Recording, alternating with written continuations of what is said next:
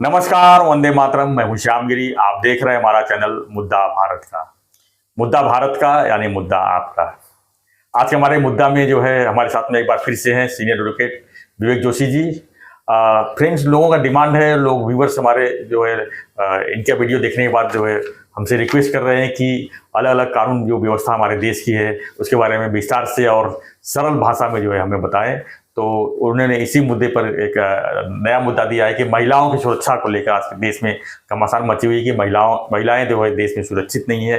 उनकी सुरक्षा के लिए किस तरह कड़े कड़े कानून बने हुए हैं और किस तरह इसका दुरुपयोग भी हो रहा है, इसी के विषय में हम जानेंगे। आज हमारे साथ में है विवेक जोशी जी। एक बार फिर से सर आपका स्वागत है। एक बार फिर से आज फिर से एक मुद्दा है 498A जो बना हुआ है, खासकर दहेज के लिए आता है ये। तो महिलाओं की सुरक्षा को लेकर जो है देश में और भी किस तरह के कानून बने हुए हैं और उसका किस तरह से इस्तेमाल जो है महिलाओं को करना चाहिए। भी जैसे सर आपने जो प्रश्न उठाया कि महिलाओं की सुरक्षा के लिए क्या कानून बने हुए हैं, महिलाओं की सुरक्षा जो है अपने आप में एक बहुत बड़ा राजनीतिक मुद्दा है, क्योंकि लगभग 50% पॉपुलेशन हिंदुस्तान की जो है महिलाएं हैं। तो अगर हम उन्हें सुरक्षित नहीं रख पाएंगे तो हम क्या कर पाएंगे। तो उनकी सुरक्षा करने के लिए सर हम हिंदुस्तान की सरकार को, भारत सरकार को अलग अलग तरह के कानून बनाने पड़े। अभी जैसा आपने प्रश्न उठाया 498A का, तो ये 498A बेसिकली 1983 में इंदिरा गांधी जी जो आयरन लेडी भारत की थी, प्रधानमंत्री, यशस्वी प्रधानमंत्री भारत की, उन्होंने इस कायदे को बनाया था। और इस कायदे को बनाने का कारण ये था कि आपको याद होगा कि 1983 के आसपास जो चल रहा था वो चल रहा था दहेज के मतलब इश्यूज बहुत सारे थे।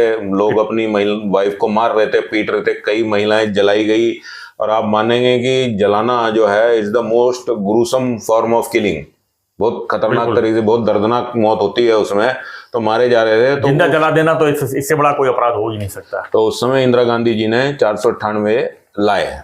तो 498 जो लाए ये महिलाओं को घरेलू तौर पे सुरक्षा देने के लिए था कि अगर आप अपनी बहू को, अपनी वाइफ को जला के मार देंगे, उसको हरस करेंगे, दहेज मांगेंगे उससे, या उसको किसी तरह की यातना प्रताड़ना देंगे, तो आपको 3 साल तक की सजा हो सकती है। ये कानून वो लेके आए।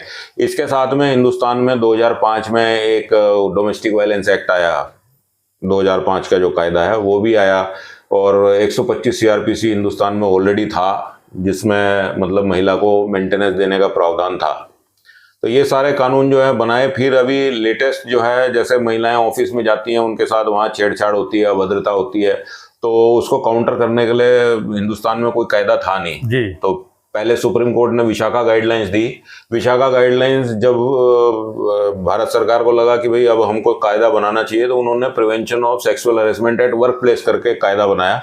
तो ये सारे कायदे जो हैं महिलाओं की सुरक्षा के लिए हैं। ये एक बात है। जोशी जी, देखा जाए तो सुरक्षा के लिए कानून तो बन जाते हैं, लेकिन इसका कई बार ऐसा होता है कि सुप्रीम कोर्ट खुद कहती है कि ये मिसयूज किया हुआ चीज़ है और उसको जो है सुधारने की भी जरूरत है। क्या लगता है आपको? देखिए, जो अगर आप 498A की बात कर रहे हैं तो 498 ले लीजिए, 376 ले लीजिए, ये काफ़ी चीज़ें जो है इसका मिसयूज भी होता है। कई बार जो है इसको देखा जाए तो हरेसमेंट कम होता है, इसका मिसयूज करके जो है ब्लैकमेलिंग होता है बहुत सारे।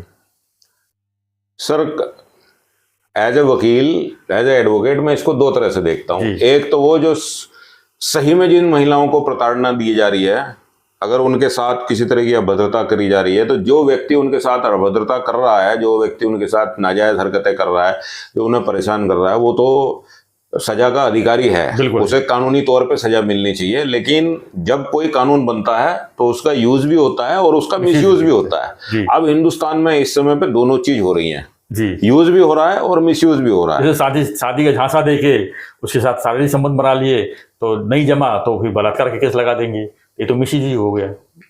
सर, ये तो आपने एक बात करी। आप 498A पे आपने शुरू किया था, अब 326 पे आ गए। मैं आपको 498A के बारे में बताऊं, मैं खुद ये बात को मानता हूं कि ये हिंदुस्तान में सबसे ज्यादा मिसयूज कानून है।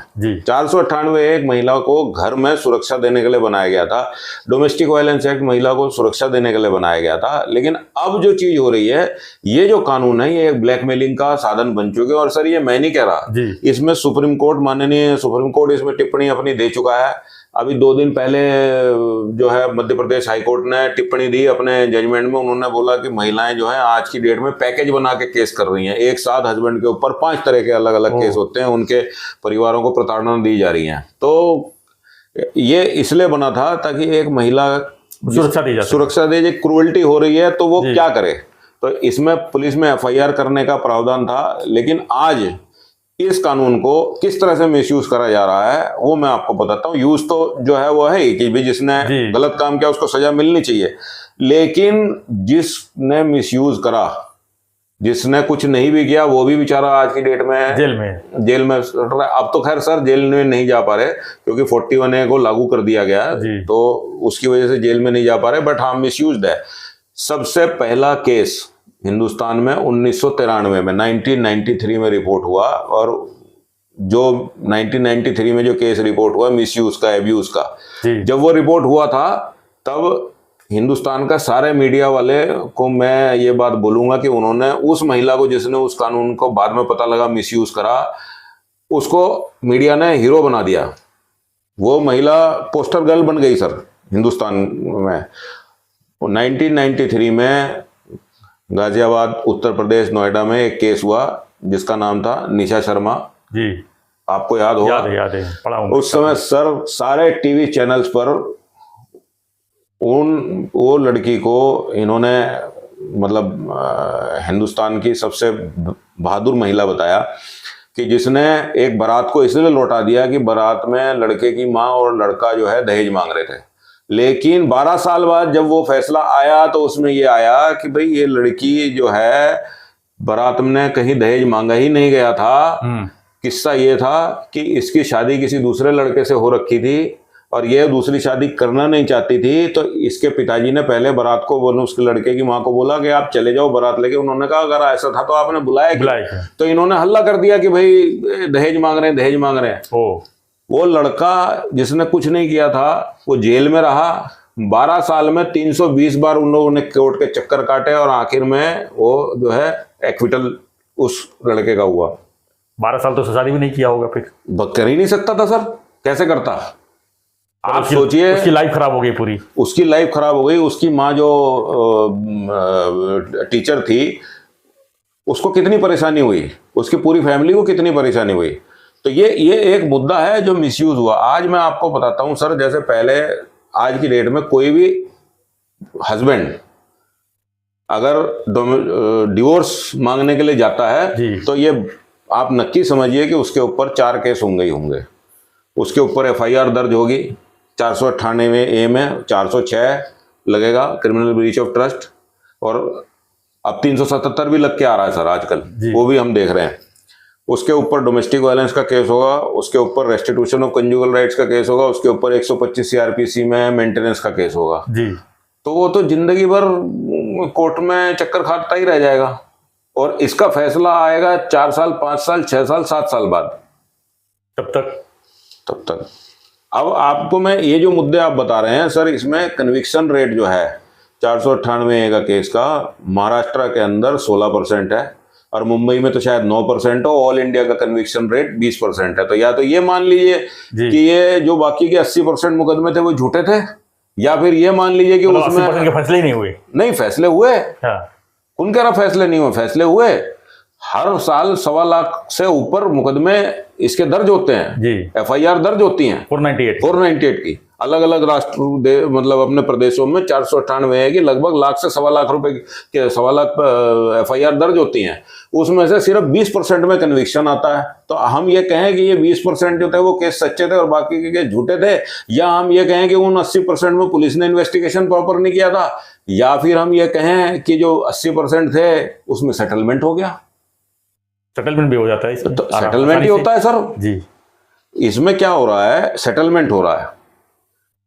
498A के ऊपर दबाव डाल के मीडिएशन में, काउंसलिंग में, इन चीजों में सेटलमेंट हो रहा है। 20 लाख से लेके करोड़ों रुपए तक की, या 5 लाख से लेके करोड़ों रुपए तक की, जिसकी जैसी हैसियत है उसके हिसाब से वो पैसे दे रहा है।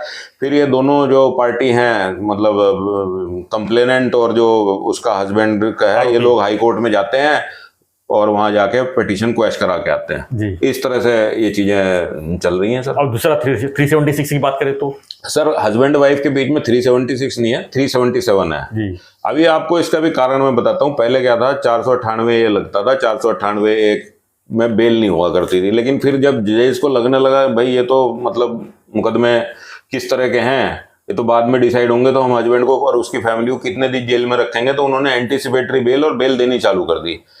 फिर 498 के साथ 406 लग के आने लगा, मतलब स्त्री धन। जी। कि मेरा जो स्त्री धन मुझे शादी के समय मिला था, जो दहेज में मेरे को आर्टिकल मिले थे, वो मुझे वापस नहीं मिले, इन्होंने उसका उपहार कर लिया, इन्होंने खा लिया। तो उस समय क्योंकि रिकवरी नहीं होती थी तो बेल नहीं मिलती थी। अब जजेस ने ये भी देखा कि भाई मतलब इसमें भी हमें बेल दे देनी चाहिए, तो अब सर नया ट्रेंड चला है कि 498, 406 के साथ 377 मतलब अननेचुरल सेक्स का एलिगेशन लगा के एफआईआर करो, तो बाकियों की उसमें बेल हो जाती है, हस्बैंड की बेल नहीं होती। 377 नहीं होगा। हस्बैंड की बेल नहीं होगी 377 में, बहुत मुश्किल से होगी। जी। तो वो अंदर तड़पेगा तो वो फिर सेटलमेंट की बात करेगा। तो इसका उल्लंघन हो गया फिर 377 का। तो उल्लंघन तो है ही। अभी 377 में सर मैंने कई चार्जशीट देखी, चार्जशीट के साथ डॉक्टर की मेडिकल रिपोर्ट आती है, डॉक्टर को एक एक्सपर्ट विटनेस के तौर पे माना जाता है। अब वो डॉक्टर की जो रिपोर्ट आती है उसमें अमूमन एक चीज होती है कि उसको पूरी रिपोर्ट में ऊपर से लेकर 377 जैसी कुछ बात नहीं होती, लेकिन नीचे वो एक अपना ओपिनियन में लिख देता है कि भाई the possibility of unnatural sex can not be ruled out. जब आपको ऊपर से लेकर नीचे तक कुछ नहीं मिला तो आपको ये लिखना चाहिए कि भाई इसमें अननेचुरल सेक्स हुआ ही नहीं है। आप लिखते हो it can not be ruled out. तो एक डॉक्टर से मैंने ये बात पूछी कि आप ये क्यों लिखते हो, तो वो बोलते हैं कि साहब मेडिकली भले हमें नहीं मिला हो, लेकिन हस्बैंड और वाइफ के बीच में कमरे के अंदर क्या हुआ हमको क्या पता है, इसलिए हम ये लिख देते हैं। सस्पेक्टेड कुछ भी लिख दिया। सस्पेक्टेड लिख के हम आगे बढ़ जाते हैं। तो बाद में जब क्रॉस एग्जामिनेशन में केस खड़ा नहीं होता तो वही चीज होती है। एक लड़का जिसका केस मैंने लड़ा वो इसी चीज के ऊपर 10 दिन जेल रह के आया सर, और बाद में रुपये पैसे लेके मैटर सेटल हुआ, सेटलमेंट हो गया। हाँ सेटलमेंट हुआ, और सेटलमेंट भी कोई इलीगल नहीं है सर, लीगली अप्रूव। क्या लगता है कि और क्या होना चाहिए कानून में कि ताकि इसका मिसयूज कम से कम ना हो, जो सही चीज है वो सामने आना चाहिए, जिसके साथ में अन्याय हो रहा है उसको न्याय तो मिलना ही चाहिए, लेकिन जिसका न्याय के चक्कर में जिसका अन्याय हो रहा है उसका क्या होगा? सर इसमें कुछ चीजें हैं जैसे मैं आपको बताना चाहता हूँ, आज आपके दर्शकों को मैं आपके माध्यम से बात बता रहा हूँ। जब आप शादी, ये गाइडलाइंस हैं, फॉलो करना ना करना आपकी जिम्मेदारी है। जब आप शादी करने के लिए जाएं, शादी तय करने के लिए जाएं, तो आप दोनों पार्टियां एक एग्रीमेंट करें, जिस एग्रीमेंट में बाकायदा ये लिखें कि भाई ये चीज हमारे बीच में डिसाइड हुई है। सर कितने लोग एग्रीमेंट करेंगे? सबको करना चाहिए, पता ही नहीं इसके बारे में। मैं कह रहा हूँ ये तो जब लोगों के सब तकरार होती है तब ये सब चीजें सामने आती है। मैं आपको उसी आगे की जो चीज है उसकी प्लानिंग में आज से करने के लिए बता रहा हूँ। सर आप किसी के घर जाते हैं कि भाई मेरे को अपने लड़के की शादी आपकी लड़की से करनी है, लड़की वाले कहते हैं हमें आपके लड़के से करनी है, तो जो पार्टी ये एग्रीमेंट करने से मना करे लिखित में, उसको कभी उस घर में रिश्ता करो ही मत, ठीक है? एग्रीमेंट हो गया तो आधा डर तो आधा डर खत्म हो गया। और जो भी आपके बीच में आर्टिकल्स आदान प्रदान होते हैं, जो गहने आदान प्रदान होते हैं, उनकी एक लिस्ट बना के साइन करके जो कन्या आपके घर में आ रही है उसको दे दीजिए गहनों के साथ में। फिर आप ये मत देखिए कि ये गहने मेरे हैं तेरे हैं, वो उसके हैं, उसको छोड़ दीजिए। बिल्कुल। तीसरी चीज मैं आपको बोलूंगा, आजकल एक नया तरह का केस आ रहा है सर। लोग, लड़का और लड़की शादी करके घर में रहने लगते हैं, उन्हें बाद में पता लगता है कि या तो लड़के को या लड़की को मेंटली प्रॉब्लम है। तो मैं तो भारत सरकार से दरखास्त करूंगा कि जन्म पत्रियां मिलवाने की जगह आप एक नया कानून बनाइए जिसमें ये लिखिए कि भाई लड़के और लड़के की मानसिक स्थिति शादी के टाइम पर फिट हो, इसका सर्टिफिकेट दोनों डॉक्टर से लेके आए। मैं 4 केस लड़ रहा हूं सर ऐसे। तो डॉक्टर पास लेने जाएंगे तो वहां भी पैसा देके मैनेज करके लेके आएगा सर, वो पैसा देके मैनेज करके आएगा, लेकिन आपकी एक सुरक्षा तो है कि भाई इसने उस समय पे मुझे ये चीज बताई थी, फिट है, बराबर है ना? तो जो ये सर्टिफिकेट देने से मना करे उस घर में रिश्तेदारी मत करिए, जरूरत नहीं है आपको कुछ करने की। सर इसमें लड़के वाले तैयार नहीं होते फिर?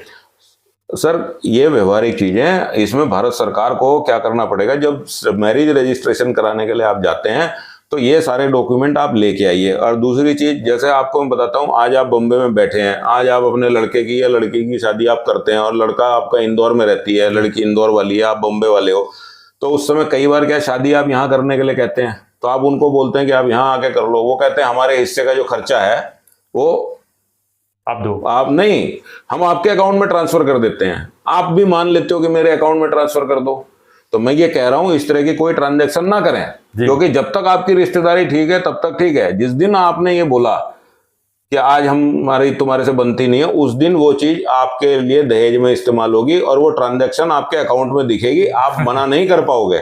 और अगर कभी आपने अपनी बीवी से, अपने ससुर से कुछ भी पैसे लिए हों तो account to account transaction clear रखिए।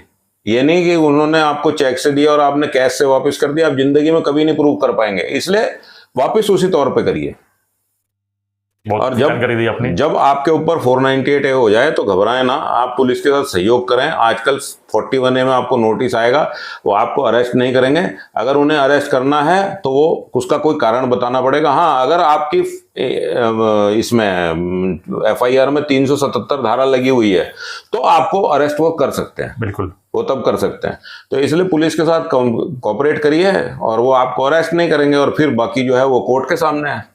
और मैं ये भी कहूँगा कि आप जो लोग इस चीज़ को फेस कर रहे हैं वो लोग अपने दोस्तों को, अपने ऑफिस कर्मचारियों को ये बात बताएं कि भाई हमारे साथ ये समस्या होगी, क्योंकि कल आपको कोर्ट में श्योरिटी देने के लिए कोई चाहिए होगा। और मैं जनता से ये भी अनुरोध करूंगा कि भाई जो लोग इस तरह से फंसे हुए हैं, अगर आपके जानकार हैं तो आप आइए, उनके लिए श्योरिटी दीजिए कोर्ट में, कोई दिक्कत नहीं है। अगर आप किसी की मदद नहीं करेंगे तो कल आपके ऊपर कौन कैसे कोई करेगा। ये चीजें जो आप फॉलो करेंगे तो ऐसा नहीं है कि आप लपेटे में नहीं आएंगे, लेकिन हाँ आपका बचाव हो जाएगा, ऐसा मेरा मानना है सर। थैंक यू विवेक जी। तो हम चर्चा कर रहे थे महिला सुरक्षा के बारे में। देश में महिला सुरक्षा के ऊपर कड़े कड़े कानून तो बने हैं, लेकिन सबसे बड़ी दिक्कत ये है कि उस कानून का उल्लंघन ज़्यादा होता है, यानी मिसयूज ज़्यादा होता है, ब्लैकमेलिंग ज़्यादा होता है। इससे बचने के लिए क्या क्या तरीके हैं, इसी पर हम चर्चा कर रहे थे। विवेक जोशी के साथ में, एडवोकेट विवेक जोशी के साथ में हमारा चर्चा कैसा लगा? आपको और भी कुछ चर्चाएँ सुननी हो तो हमें कमेंट बॉक्स में जरूर लिखिए, और बने रहिए हमारे साथ, देखते रहिए हमारा चैनल मुद्दा भारत का। एक रिक्वेस्ट है, अगर आपने चैनल सब्सक्राइब नहीं किया है तो सब्सक्राइब कीजिए, वीडियो को ज़्यादा से ज़्यादा लोगों को शेयर कीजिए, ताकि लोगों को जोशी जी की जो जानकारी जो है, जो सरल भाषा में एकदम बताते हैं, जो लोगों समझ सके, कि जानकारी लोगों तक ज़्यादा से ज़्यादा पहुँचे, ये हमारा ध्येय है।